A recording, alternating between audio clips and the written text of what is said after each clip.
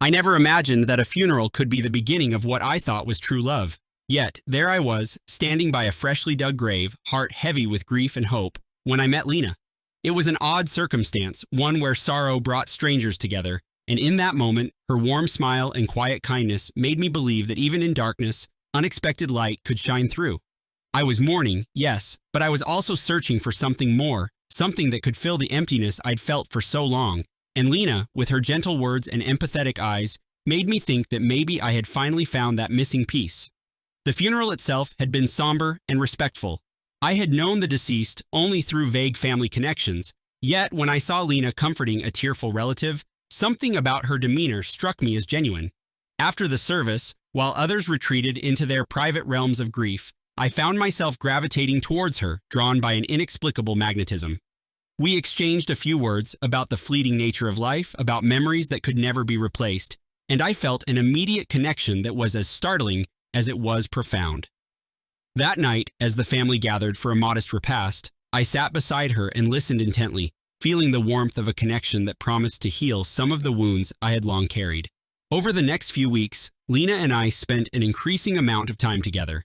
It started innocently enough: coffee dates, quiet walks in the park, and long conversations about everything from our childhoods to our wildest dreams. I was captivated by her intelligence and her playful sense of humor. Every time she laughed, I felt a little spark of hope that maybe, just maybe, I was beginning to emerge from the cocoon of my loneliness.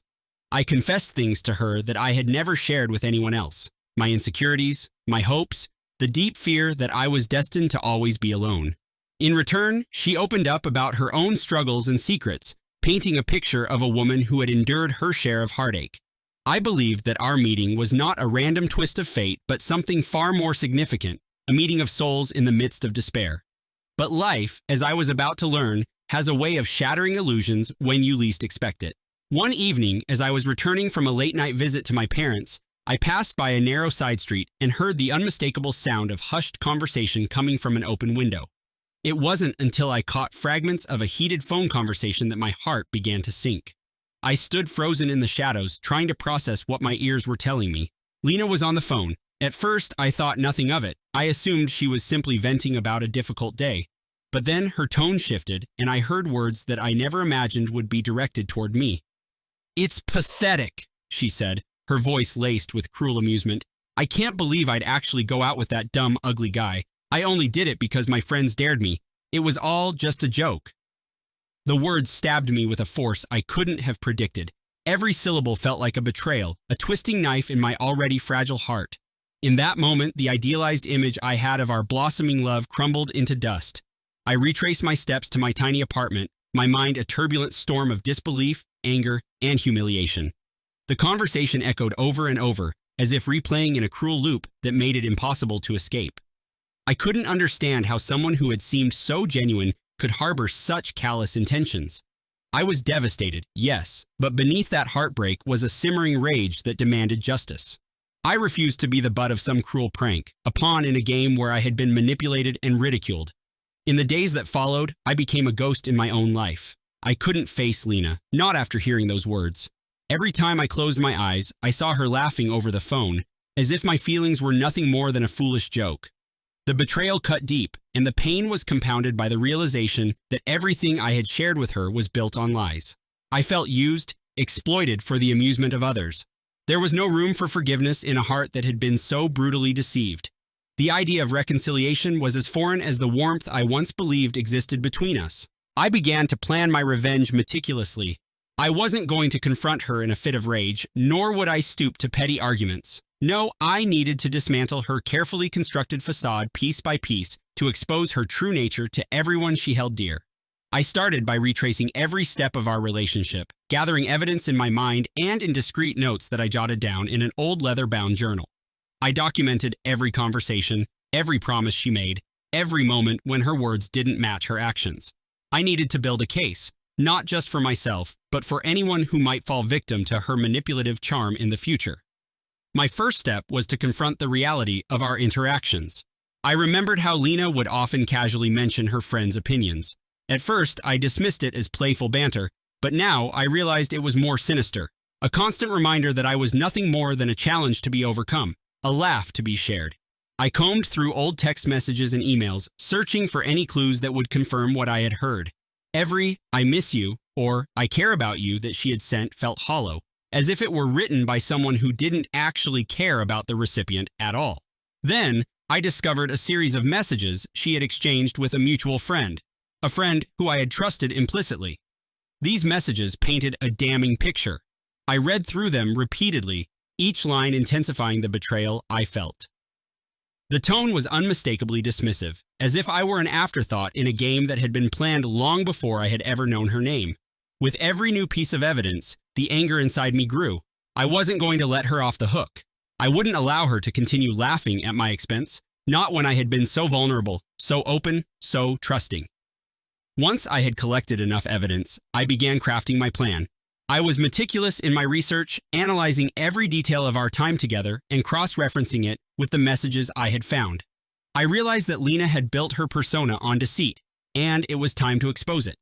I started small. I anonymously posted on several online forums where people shared stories about toxic relationships and betrayal. I shared details of my experience, carefully omitting any names that could be directly linked to me. My posts were raw and unfiltered, a cathartic outpouring of all the hurt and anger I had bottled up. I expected them to go unnoticed, just another rant lost in the digital noise. But I was wrong. The posts exploded in popularity. Strangers from all corners of the internet came forward with their own stories of betrayal, confirming that Lena wasn't an isolated case. It turned out that her reputation was far worse than I could have ever imagined. A pattern emerged. Several individuals had dated her and later discovered that they had been nothing more than pawns in a cruel game. The collective outrage was palpable, and soon, what started as my private vendetta transformed into a movement of people demanding accountability from someone who had exploited their vulnerabilities for amusement. But my plan wasn't simply to expose her on the internet. I wanted to confront her in a way that left no doubt about the consequences of her actions. I started by tracking her social media activity, gathering every public post, every photo, every comment that could be twisted to reveal the true nature of her character. I reached out to some of her former acquaintances and friends under the guise of seeking advice. Slowly, I pieced together a timeline of her manipulations, a timeline that was as damning as it was precise. I even managed to secure a recording of one of her conversations where she casually boasted about her ability to toy with weak men. This was the final piece I needed, a concrete recording that left no room for doubt. Armed with this evidence, I orchestrated a confrontation that was both public and definitive. I arranged a meeting at a local cafe known for its privacy, but also its high-foot traffic. A place where whispers turned into shouts, and secrets rarely stayed hidden for long. I invited several of her old friends, those who had once been in the dark about her true nature, under the pretense of an informal get-together. As the meeting progressed, I casually brought up the topic of relationships and trust, allowing the conversation to slowly steer towards the subject of betrayal.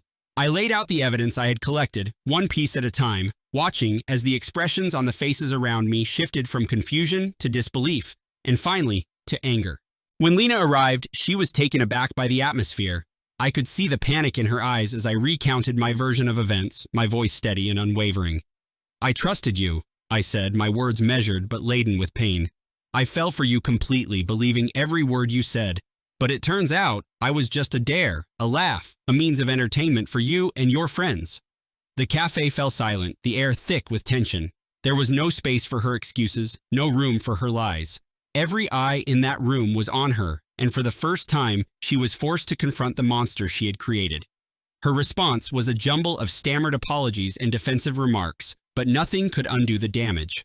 I made it clear that forgiveness was not on the table. "I'm not here to offer you a second chance," I declared. "I'm here to make sure that no one else falls prey to your game." With that, I played the recording. The words that spilled out from the speakers were cold and unyielding, a stark reminder of the person she truly was. By the time the recording ended, the room was buzzing with outrage. People I had once known as her friends were now questioning their own memories, their own interactions with someone they had thought was a caring individual. I didn't need to hear her excuses. I had achieved what I set out to do. I had exposed her for the manipulative, shallow person she was. The satisfaction wasn't in the public humiliation alone, though that was undeniably sweet. It was in knowing that I had taken control of a situation where I was once the victim. I had refused to be weak, to accept betrayal as a part of my fate. Instead, I had channeled my pain into a force that not only reclaimed my dignity, but also safeguarded others from the same hurt. In the days and weeks that followed, I watched as the internet and local circles took up the story. Lena's social media accounts were flooded with messages of betrayal, and soon, people began to distance themselves from her. The once radiant persona that had drawn me in was now tarnished beyond repair. I received messages from strangers thanking me for shedding light on her true nature, and though a part of me still ached from the betrayal, I took solace in the fact that my actions had a ripple effect, one that made a real difference. My revenge was complete, not because I had destroyed someone's life in the most dramatic fashion possible, but because I had forced the truth into the open. I had refused to forgive, and in doing so, I had reclaimed a part of myself that had been buried under layers of self-doubt and naive trust. Every time I revisited that painful chapter of my life, I was reminded of the strength it took to stand up and say enough to injustice. I learned that revenge doesn't always have to be an act of violence or wild retribution. Sometimes, it is the quiet satisfaction of knowing that you refused to let someone else define your worth. I now see that the meeting at the funeral was both the beginning and the end of a chapter in my life.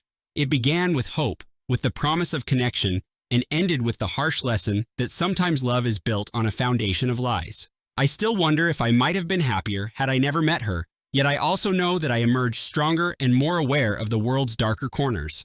I'm no longer the naive soul who believed in fairy tale endings. Instead, I've become someone who values truth above all else, who understands that the price of trust is sometimes betrayal, and who knows that in the wake of deceit, the only acceptable response is to stand tall and let the world see your scars as marks of survival.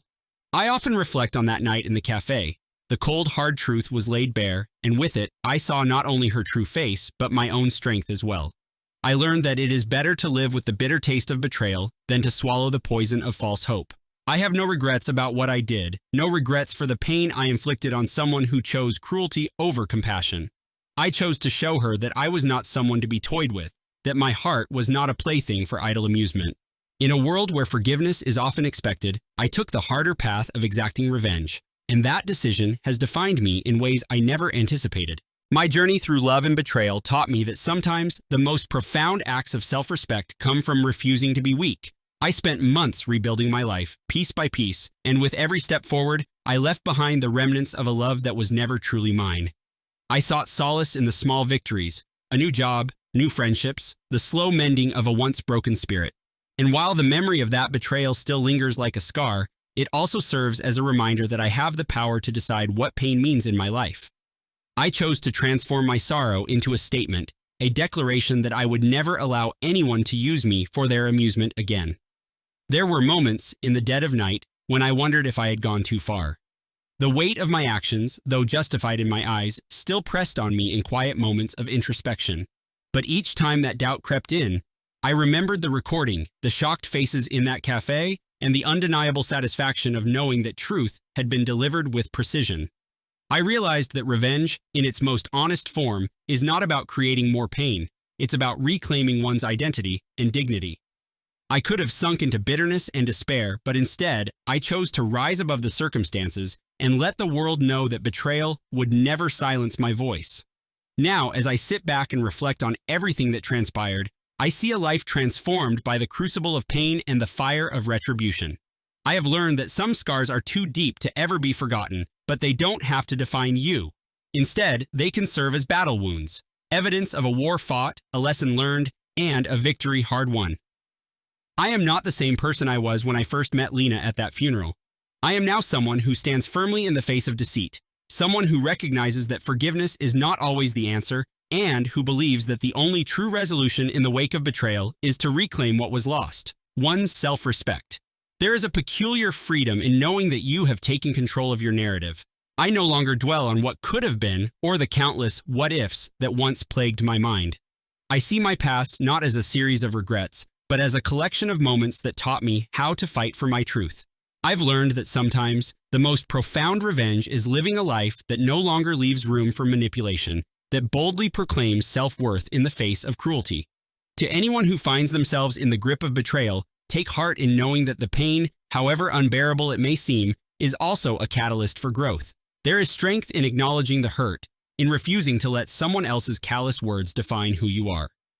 My story is not one of passive suffering. It is a tale of resilience, of calculated justice, and of the unwavering belief that you deserve better than being treated as a joke. I chose not to forgive, and that decision, however harsh it may appear, was the only way to reclaim my life from the wreckage of deceit. I now understand that the real victory lies not in the downfall of those who wronged me, but in the awakening of my own power. The betrayal I experienced was a cruel reminder that the world isn't always fair, but it also revealed a truth, that I am stronger than any secret, any lie, any betrayal.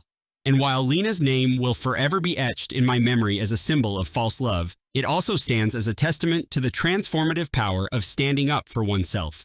I have no illusions about her or the game she played. There is no redemption for someone who treats another's heart as disposable entertainment. The path I chose was not one of mindless vengeance. It was a carefully measured response to an injustice that demanded acknowledgement. Every step of my journey was fueled by the need to ensure that no one else would fall victim to such deceit.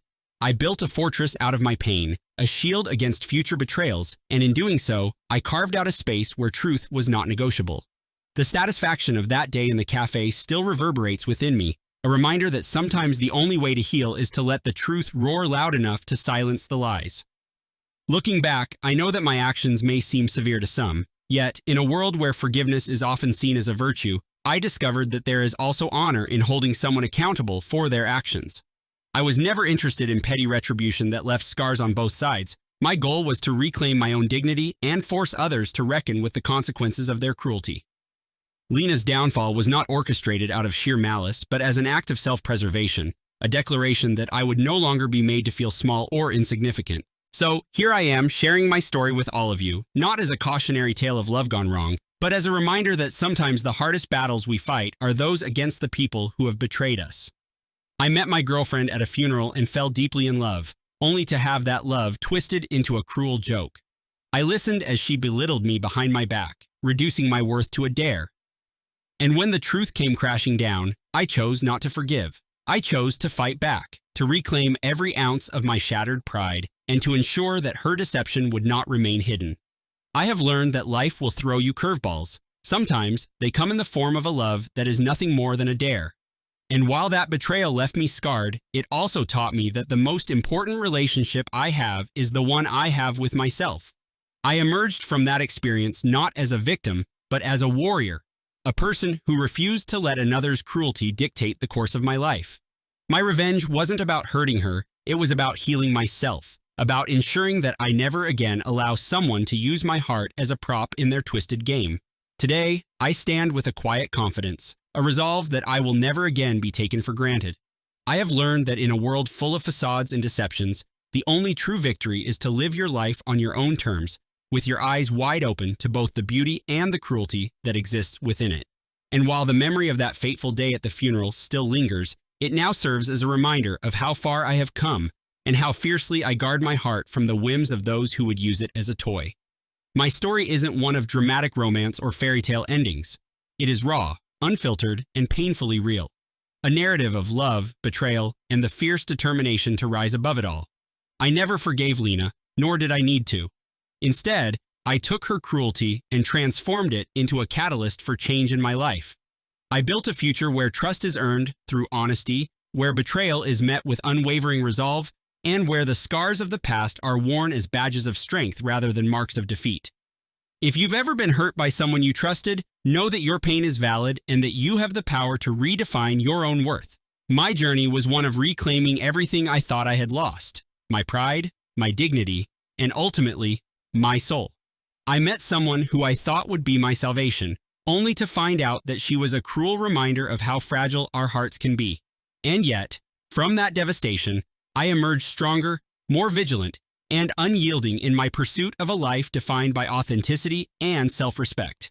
I share my story here not to incite bitterness, but to affirm that there is strength in standing up for yourself, even when it means rejecting forgiveness.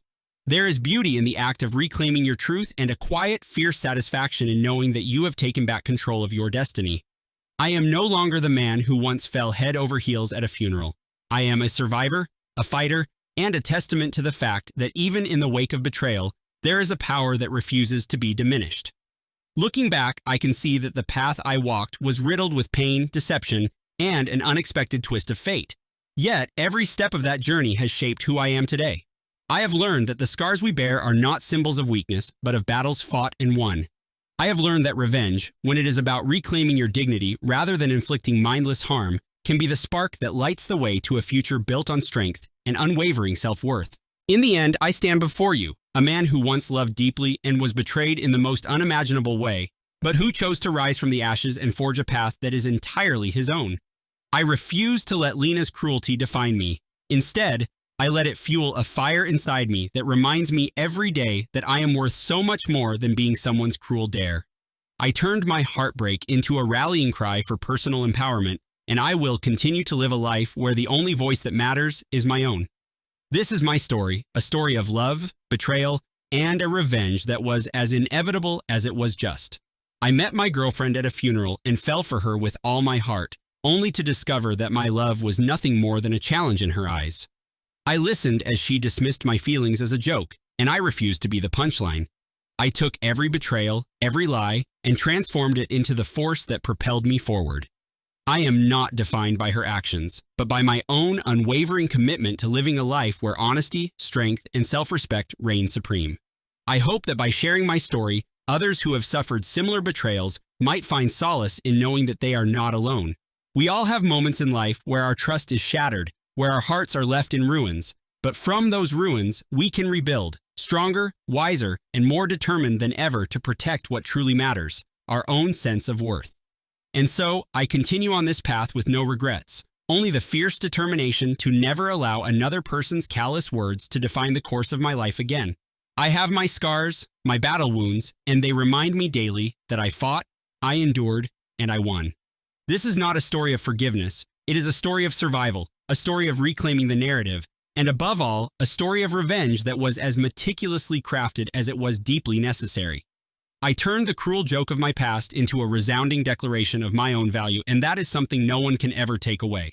Every time I look in the mirror, I see not the man who was once deceived, but the man who refused to be a victim. I see a survivor, a man who faced the darkest of betrayals and emerged victorious by embracing the truth, even when it cut deeper than any lie ever could. I have learned that in the end, the only person you must answer to is yourself, and I choose to answer with strength, conviction, and a heart that will never be broken again. My story, with all its twists and turns, stands as a testament to the power of resilience in the face of betrayal.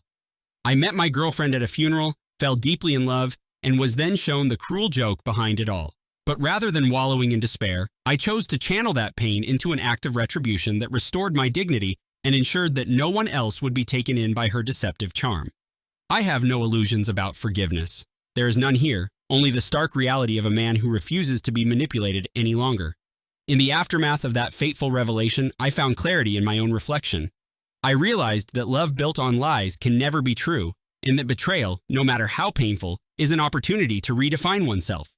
I took every bitter moment, every drop of shame, and transformed it into a lesson that taught me to value my own worth above the fleeting opinions of those who would use me for amusement.